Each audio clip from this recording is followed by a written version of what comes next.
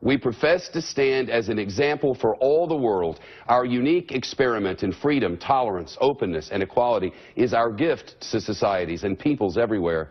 Come, join us. Enjoy a chance at the American dream. Today we mourn, but we cannot allow ourselves to become like those who want to destroy us.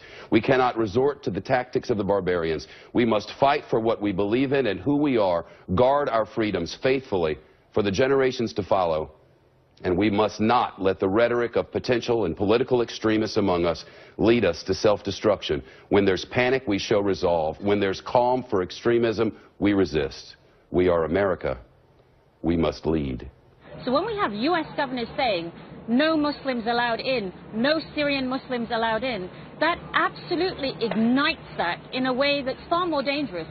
I think ISIS could not have imagined that kind of incendiary repercussion from even these huge events.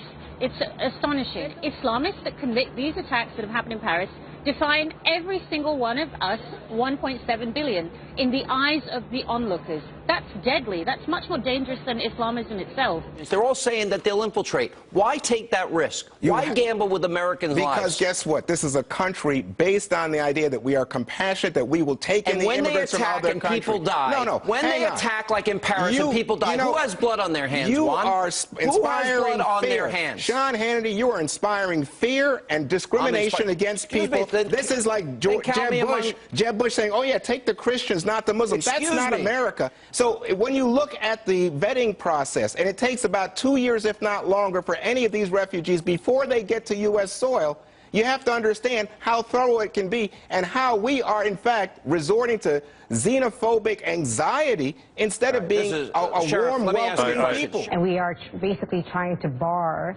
the very people who are running away from the same terrorism that we're talking about. These Syrian refugees have left their country because of ISIS. That the largest group of victims of ISIS are Muslims.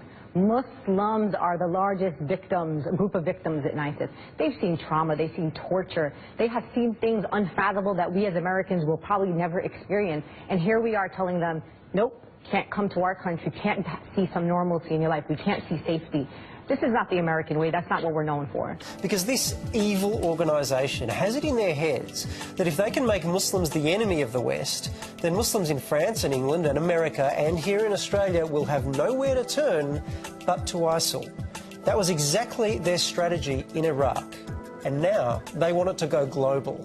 So if you're a member of parliament or a has-been member of parliament preaching hate at a time when what we actually need is more love, you're helping ISIL.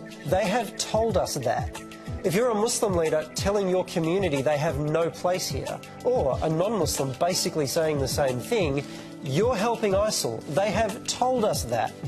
Or if you're just someone with a Facebook or Twitter account firing off misguided missives of hate, you're helping ISIL. They've told us that. And I'm pretty sure that right now, none of us wants to help these bastards.